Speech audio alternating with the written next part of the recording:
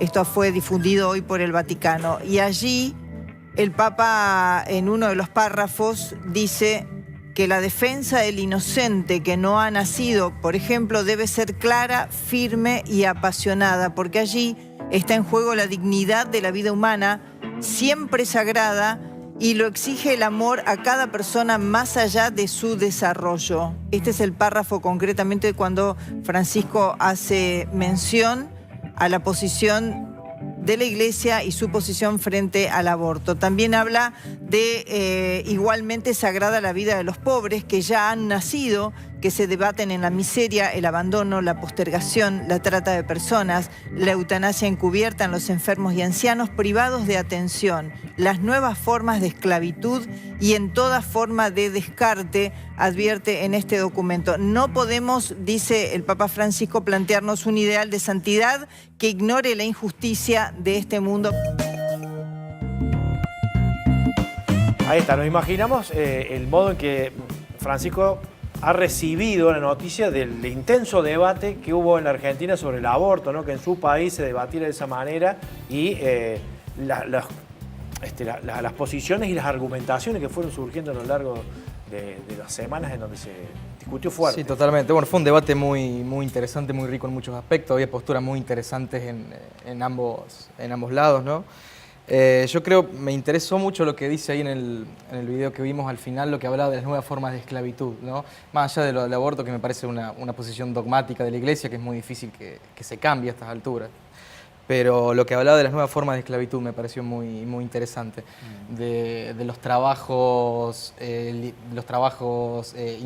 insalubres, de los talleres textiles, por ejemplo, donde están trabajando a lo mejor 12 horas con cama adentro, etcétera. Que él, cuando era obispo de Buenos Aires, siempre estuvo muy ligado a todo eso, ¿no? De ahí el acercamiento con Grabois, que hablábamos antes, cuando se le acerca, que era el abogado de los cartoneros, ahí que organizó, y se le acerca a Francisco a partir de eso, ¿no? O sea, es un tema que siempre le preocupó, no le preocupa ahora que es Papa. Mirá, yo tengo información o tengo cierto conocimiento de que el Papa se molestó con este debate, no por el debate en sí, bienvenidos sean los debates en la Argentina, cualquiera sea, sino porque de alguna forma se quería poner un telón o un marco de discusión que hacía como correr la centralidad de la problemática que se vive en la Argentina sobre otros aspectos que aún se profundizan más. Se discute en el mismo momento que se toma la deuda con el FMI. Exactamente, ¿no? o sea, es como que se usan en determinados momentos temas que son muy espinosos para la sociedad argentina y de mucha profundidad, pero en realidad se está ocultando una realidad que es mucho más problemática para los argentinos, que es su pobreza, que es su cada vez más injusticia frente a miles de trabajadores que quedan en la calle, frente a posibilidades económicas que cada vez se caen a pedazos. Entonces, ¿qué estilo? El estilo es de poner un telón, poner una pantalla, cortar con... Sabemos cuál es la posición de la Iglesia y cuál va a ser la posición del Papa, pero no significa que esta posición del Papa sea así extrema en el sentido totalitario, porque el que conoció un poco esos textos, que él escribió en muchos lugares, sabe que tiene una amplitud frente a algunas cuestiones. Digo, el mismo tema del mal llamado aborto, porque parecería, suena feo, hasta suena fea la palabra. La despenalización, digamos. Exacto. Aborto, sí. Y también, por otro lado, hay aspectos que hay que analizar, que también está molesta a cierto sector de la Iglesia, que esto abrió la puerta a lo que fue la ruptura del Estado con la Iglesia. O sea, pedir escisión del Estado con la Iglesia. Y esto le provocó también un malestar al Papa, de alguna manera. O sea, cómo abre la puerta para que algunos intereses internacionales provoquen determinados productos donde, sin querer, algún sector de la izquierda y algún sector también de la Iglesia se mezclan en un debate que no tiene sentido y no ven el objetivo final al cual lo está planteando el que lo piensa. Claro. No sé si me entendés. Hoy la Iglesia, las religiones en general, la Iglesia católica en particular, que es el caso nuestro, la idea de comunidad que tiene, ¿no? Yo creo que uno de los últimos obstáculos que tiene la globalización uniformadora, cuando hablaba de lo... Claro, nos dividen. Exactamente. Ponen divisiones en temas muy espinosos para poder sacar otros temas a la luz. Pero en el fondo hay un plan muy esquemático, muy programático para destruir aquellos valores o fundamentos con que se crea la sociedad latinoamericana. Sí, y que el individuo sea solamente eso, un individuo y un sujeto de consumo. Por lo menos el que queda adentro y el que queda afuera no importa. sin iglesias, sin sindicatos, sin leyes que lo amparen, sin Sin participación política. Exacto, con un papa denigrado, con un papa totalmente descalificado. Bien, aún así se estuvo cerca de aprobar la ley, ¿no? Hubo una tensión importante. Sí, sí, realmente fue importante. Y el Papa tuvo una actuación importante allí, ¿no? Y la Iglesia en sí misma. Bergoglio hizo dos cosas con el tema del aborto. Y la primera, que pasó casi desapercibida, pero es muy importante también para una mirada desde la fe al tema, es otorgar el permiso para todos los sacerdotes del mundo de que perdonen el pecado del aborto, que hasta antes de que él tomara esa disposición solo podía ser perdonado por el Papa a través de un mecanismo establecido. Digo, eso pasó desapercibido y muestra de alguna manera la posición de comprensión que tiene el Papa para el problema de la mujer que queda embarazada sin poder avanzar y darle dignidad y cobertura digna a ese embarazo, ¿no? Y que lo convierte en un embarazo no deseado. Bien. Paralelamente a eso, Hernán, es un dato interesante, tuvo una intervención muy fuerte Bergoglio en el medio del debate, antes de que se debatiera, donde él compara la decisión de abortar, pero un tipo de aborto, porque él lo dijo así, hay un tipo de aborto que es eugenésico y es similar a lo que hacía el nazismo. Y hizo mención al aborto que se da en todos los países donde está aprobado el aborto, donde prácticamente se ha eliminado, por ejemplo, el síndrome de Down. Ya no nacen personas con síndrome de Down. ¿Por qué? Porque los análisis prenatales determinan que si viene un niño o una niña con síndrome de Down, se elimina. Entonces el Papa dice, bueno, a ver, eso es lo que hacían los nazis con las personas incapaces, ¿no? Supuestamente, digo. Fue muy fuerte en ese sentido, y todavía se lo cuestionan al Papa esto que ha dicho, ¿no? Pero lo dijo en ese sentido. Él está en contra de la cultura del descarte de las personas, tanto de los niños no nacidos, de los niños menores, por eso habla mucho permanentemente del tema de la pobreza, como también del otro extremo de la existencia, ¿no? de los ancianos, que es el próximo debate que se viene también, Cuidado, es muy interesante el concepto que usa Francisco de las periferias, no solo las periferias geográficas, sino también de las periferias existenciales en ese aspecto, ¿no? Sí, de la gente que queda inútil para la sociedad, por ejemplo, los ancianos. Sí, sí. Que después, fíjate, también esto de la cultura del género, ¿viste? El Papa también fue amplio. Justamente se escribió con una persona que lógicamente era trans y lo invita a ir al Vaticano para asumir esa realidad y lo invita a charlar con él. O sea, digo, estos estereotipos que nos ponen algunos medios o algunos que nos hacen creer como que estamos hablando con la Edad Media, Bergoglio está muy lejos de la Edad Media. Es más, tiene hoy dificultades en la iglesia. El tema del resto de la Roma. iglesia por ahí, ¿no? El resto de la iglesia. Es amplia la iglesia. Bergoglio rema y el resto de la iglesia va en reversa. Claro, es amplia la iglesia. Vos fíjate la remoción que hizo con la cúpula del episcopado. Sí. La remoción que hizo con la pastoral social del episcopado. Tiene que ver con otra lectura que él tiene sobre la realidad. Claro. Fíjate el presidente de la pastoral social hoy, Lugones, lo que dice del Fondo Monetario, lo que dice de la realidad socioeconómica de Latinoamérica y de la Argentina. Sí, dista mucho de lo que decían antes. Perdóname, y no solo lo que dice el Papa y lo que dicen estos obispos. Estos obispos no solamente dicen, sino que son obispos que caminan la calle, que conocen a cada persona pobre de los barrios donde vienen. Obvio. Está cambiando en ese sentido el episcopado argentino con curas que son realmente, tienen olor a oveja. Bien. Vos hablás con alguno de ellos y percibís que hay gente que habla con los pobres, que conoce la pobreza y que vive también como pobre. Bueno, eso es un mérito de Bergoglio. Los últimos dos obispos fueron rescatados de los que trabajan en las villas. Curas villeros. Dos obispos que salen de los curas villeros. ¿Qué le ibas a pensar? Sí, además la cercanía que tiene con el padre Pepe, con los referentes de los curas villeros, muy grande. En Bolivia nombró al primer obispo originario, por ejemplo. Claro. Hace no mucho, ahora 2 meses. El primer cardenal originario. Exactamente. Sí. Bueno, de Bolivia nos vamos a Chile, cuando llegaba a Chile y por supuesto la pregunta que se hacían los mismos chilenos, ni siquiera los argentinos, ¿y por qué viene a Chile y no va a su país, no va a Argentina? A ver. 81 años recién cumplidos tiene el Papa que nos visita, el número 266 de la historia de la Iglesia desde San Pedro. 67 tenía Juan Pablo II cuando también llegó hace 30 años a Chile. Aunque a diferencia del Trotamundos de Dios, como conocíamos a Wojtyla, Bergoglio no tiene la cantidad de kilómetros acumulados. En 5 años ya ha visitado 30 países, sin contar a los que sumará desde este lunes. Pero que por alguna razón aún se niega a visitar Buenos Aires, la capital que abandonó en marzo del 2013 tras la sorpresiva renuncia de Benedicto XVI. Conversamos en su breve paso por Chile con quien ha sido su biógrafo por décadas, el autor al que le tomó años convencerlo para que hablara para su libro jesuita, cuando todavía era el arzobispo bonaerense. ¿Por qué entonces el Papa Francisco, que cuando ha venido a América ha visitado Cuba, México, Colombia, Paraguay, Bolivia, Brasil, vendrá a Chile y a Perú? ¿Y cuándo a la Argentina, tierra natal que no figura ni siquiera en las próximas peregrinaciones apostólicas?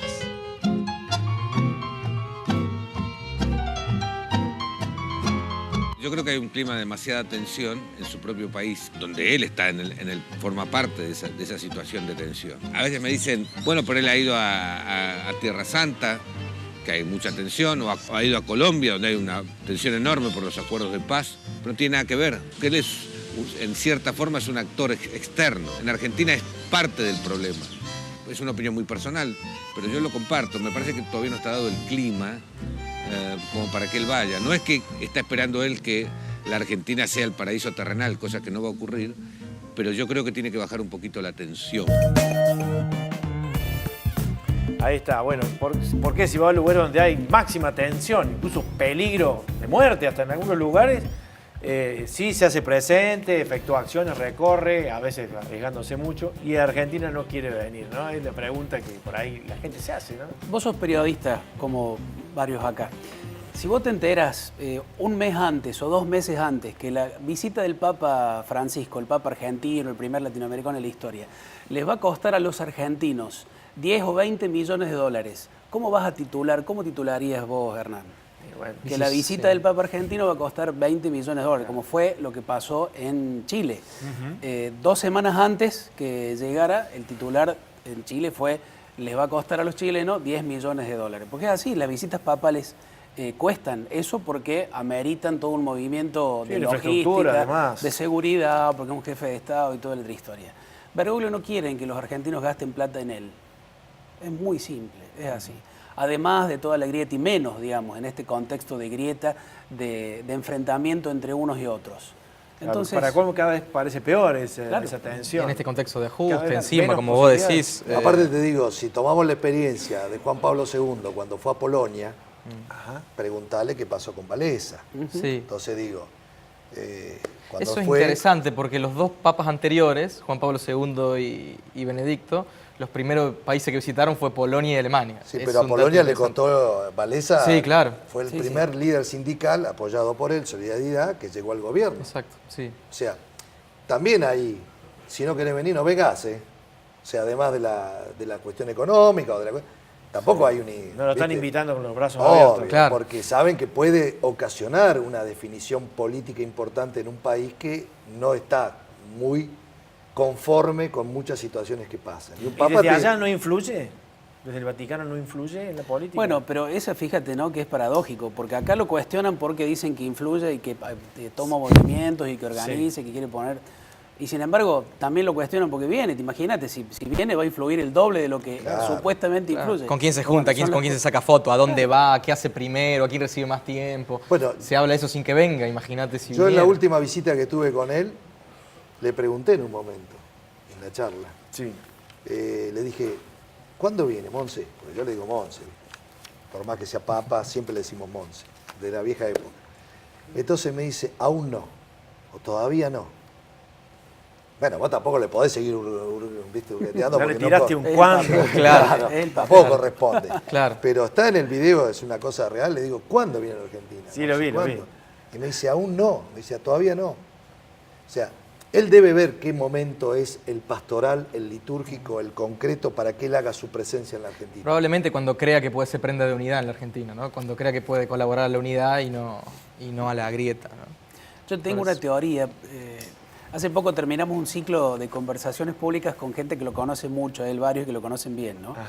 Y no son pocos los que dicen que probablemente cuando Bergoglio entienda que ha terminado su servicio a través de este mecanismo de discernimiento en oración que tiene él, en el Vaticano va a renunciar y se va a venir a Argentina, pero no con los honores de un jefe de Estado, sino que se va a instalar en el cuartito 13 del hogar sacerdotal para curas viejos, ancianos, en el barrio de Flores. La habitación que ya había elegido cuando había renunciado a ser arzobispo de Buenos Aires, ¿no? Es probable. Antes de que... y lo dicen mucho eso, ¿no? Ratzinger abrió Hay la que ver puerta, por lo pasar, menos. sí. Abrió la Ahora, puerta. ¿ves? ¿viste qué moda esto de que renuncien los papas? ¿Viste? Una cosa nueva. porque- Ratzinger fue el primero en 600 ¿No años. te sorprendió creo. ver a dos papas juntos? Sí, sí. Digo, Fue para- muy para- fuerte. para- Y justo Claro. el Papa argentino Claro, ahí en viste, eso, como ¿no? una cosa, una situación llama extraña, la sí. atención, ¿no? Porque era algo que antes morían y subía el... Es muy la saludable. nueva.